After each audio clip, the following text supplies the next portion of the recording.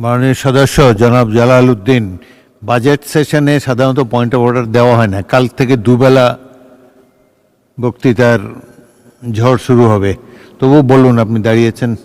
Point of order বলুন। মাননীয় speaker, budget হলো গাণিতিক একটা বিষয়, এখানে রসাত্মক গল্পের উদাহরণের বিষয় না। আমি সেই লক্ষ্যে আমাদের মাননীয় বাগেরহাটের সদর এমপি সাহেব উনি যে সুন্দর তরুণের গল্প বলেছেন, আমি সেই পরিপ্রেক্ষিতে আমি বলতে চাই, বাজেট ওনারা বলতেছেন বিরাট এবং বিশাল। যখন বড় বিশাল বলা হয় তখন তুলনা করা হয় একটা কিছুর সাথে। তো বাজেট, আমাদের যে জিডিপি অনুযায়ী আমাদের বাজেট বিশাল না মাননীয় স্পিকার। মাননীয় সদস্য, আপনি কি বাজেটে বক্তৃতা দিয়েছেন? আপনি বলেছেন ইতিমধ্যে, আপনি বক্তব্য দিয়েছেন।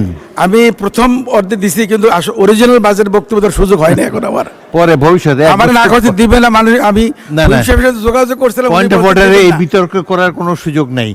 বাজেটটা বড় না ছোট, এটা বক্তৃতার মাধ্যমে সদস্যরা বলবেন। আমি প্রমাণ করতে চাই বাজেটের আকারটা, আমি গাণিতিকভাবে বলতে চাই এটা আকারটা মাননীয় স্পিকার। না, পরে আকার নিয়ে এখন আর বিতর্ক করার সময় নেই। এখন অনেক সময় বাকি, সময় অল্প, অনেক বক্তা, সুতরাং আমাদেরকে দ্রুত এগোতে হবে। মাননীয় স্পিকার, তাহলে হুইপ সাহেব একটু বলেন আমাকে যেন বলার বাজেট নিয়ে আপনি হুইপের সাথে যোগাযোগ করেন। মাননীয় সদস্য